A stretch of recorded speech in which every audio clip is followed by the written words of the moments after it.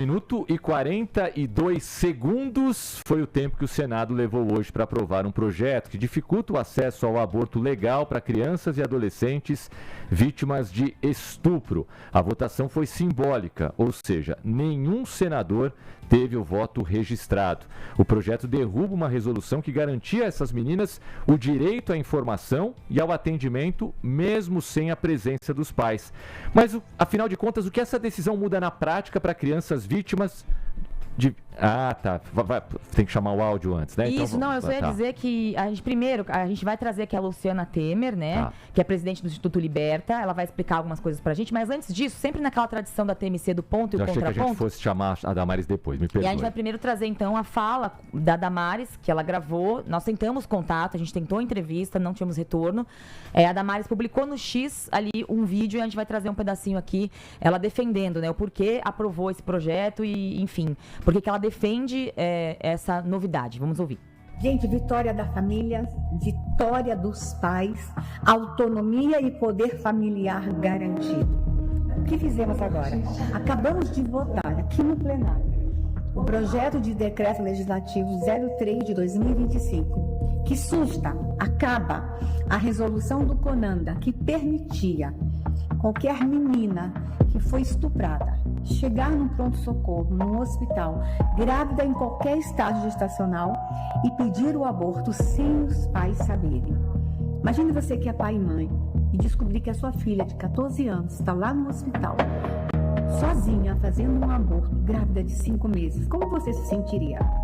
Essa resolução do CONANDA estava errada. Nós tínhamos que consertar para garantir o poder familiar. Mas a resolução tinha um outro erro também. Poderia fazer o aborto sem um boletim de ocorrência. Peraí, se uma criança chega estuprada em um hospital, tem que imediatamente fazer o boletim de ocorrência. Sabe por quê? Como é que eu vou pegar o pedófilo? Podia acontecer o seguinte: a criança foi estuprada por um vizinho, foi lá, fez o aborto, volta para casa pro lado do vizinho, ou um parente próximo. Vai lá, faz o aborto, volta para o colo do estuprador. Essa resolução estava equivocada. Bom, ouvimos aí a fala da Damares. São 2 pontos importantes, né, Maiara? São, mas não são simples assim. Não, sabe? Sim. E por isso que eu vou trazer agora, né, abrir aqui espaço para Luciana Temer, presidente do Instituto Liberta, para explicar para a gente exatamente e rebater esses pontos, porque não é uma questão simples. Falando assim, né, Luciana? Beleza, parece legal, mas não é isso que acontece na prática. A prática é muito diferente. Eu gostaria que você, como uma pessoa que lida com esses casos todos os dias e tem essa bandeira, né, de defender crianças vítimas de abuso, explicasse pra gente. Boa tarde, obrigada por estar com a gente aqui no Link TMC. Boa tarde, Nayara, Tomás, Rodrigo. Acho que esse assunto é muito importante. Obrigado por estarem abrindo espaço para esclarecer para as pessoas do que a gente está falando quando a gente fala de situações de aborto legal de meninas estupradas, né?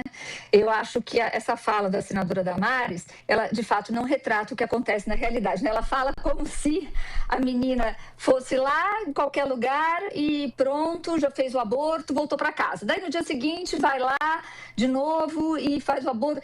Gente, deixa eu contar uma coisa para vocês. Só 2% dos municípios brasileiros têm serviço de abortamento legal. Então, para a menina conseguir chegar no serviço de abortamento legal, já é uma epopeia, né? E quando ela chega, não é simples assim, ela vai lá, chega e faz o aborto. Então, acho que a gente precisa entender que contexto de violência que é esta. Segundo, que muitas meninas não querem a presença dos pais porque os pais foram os abusadores, né? Eu vou dar um dado aqui para os ouvintes de que nós temos 6 registros de estupro de menores de 14 anos por hora neste país. 6 registros por hora. Este é um dado oficial, policial, do Anuário Brasileiro de Segurança Pública. Desses 6 registros de estupro, 5 são contra meninas e 1 contra menino. Em 63% dos casos, esse estupro é praticado por familiar, em 70% dentro de casa. Então, gente, a gente está falando de uma menina de 11 anos que foi estuprada pelo pai e engravidou. Ela não quer o pai junto nessa conversa. Luciana, não posso concordar mais com essa afirmação, porque era justamente a minha pergunta, como normalmente o pai, o tio, o avô está envolvido, não faz sentido achar que a menina vai falar, pai, o senhor me estuprou, eu vou lá fazer o aborto, o senhor autoriza? Não dá.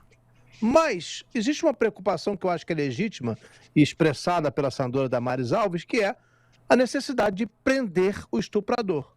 Então, qual é a alternativa, qual é a proposta para que haja o aborto necessário, mas também haja o boletim de ocorrência e a prisão do estuprador? Maravilha. Olha, a gente acha que a prisão do estuprador é uma coisa muito importante e que para o estuprador ser preso, a primeira coisa que a gente precisa é a quebra de silêncio, né? Então, vamos entender também, vou trazer um outro dado aqui para quem está nos ouvindo e assistindo, que é o seguinte... Nós fizemos o Instituto Liberta fez uma pesquisa com o Datafolha em 2022 que mostrou que cerca de 10% dos estupros de crianças são notificados. Quando eu falo em 6 por hora, portanto, eu estou falando, na realidade, de 60 casos por hora, só que só 10% são notificados. Muito bem. Então, se a gente tem esse exercício de quebrar o silêncio, é preciso entender que, muitas vezes, essa violência intrafamiliar e a vítima, ela não consegue contar. Ela não consegue contar.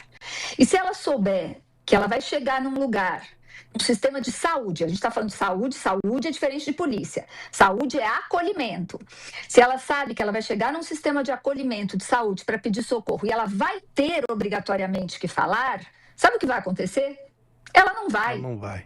Ela simplesmente não vai, não é? Agora, a chance desta menina contar num processo de acolhimento é muito maior, né? Se ela souber que ela pode ir, que ela vai ser acolhida, que ela vai ser cuidada e preservada, que não obrigatoriamente vão chamar os pais dela, olha, eu apostaria 90% de chance que ela vai contar o que aconteceu e vai poder haver a denúncia.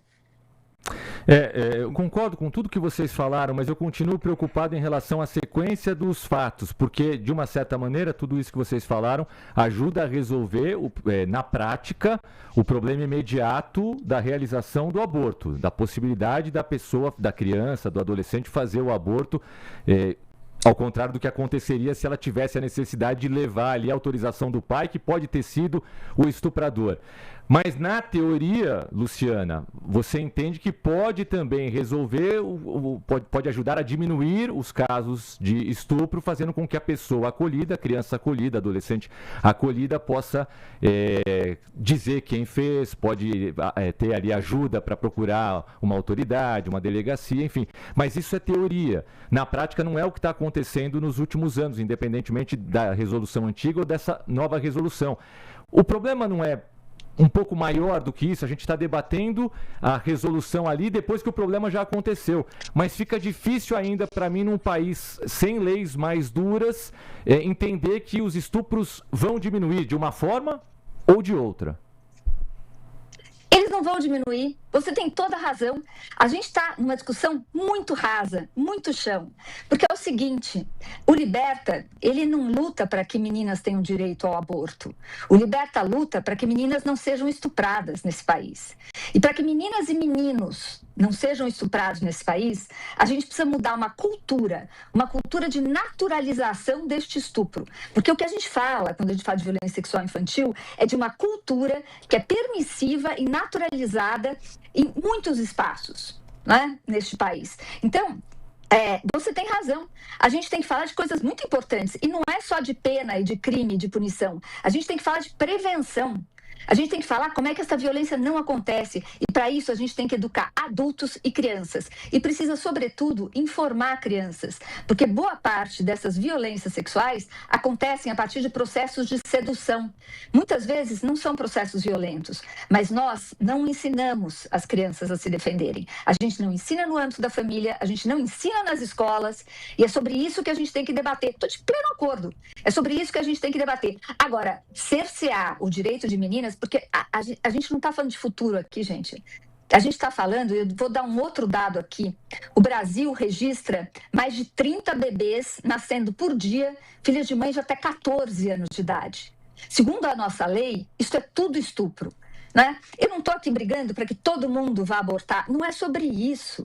É sobre o Brasil entender que precisa evitar que essas meninas sejam vítimas de violência. Só que se elas são, por incompetência nossa, de impedir que essa violência aconteça, a gente não pode puni-las depois, obrigando a uma gestação de um pai, de um tio, de um avô, de um irmão. Não é? É sobre proteção desta menina hoje. E não é garantir o futuro dela amanhã, não. É hoje, porque essa menina está sofrendo hoje.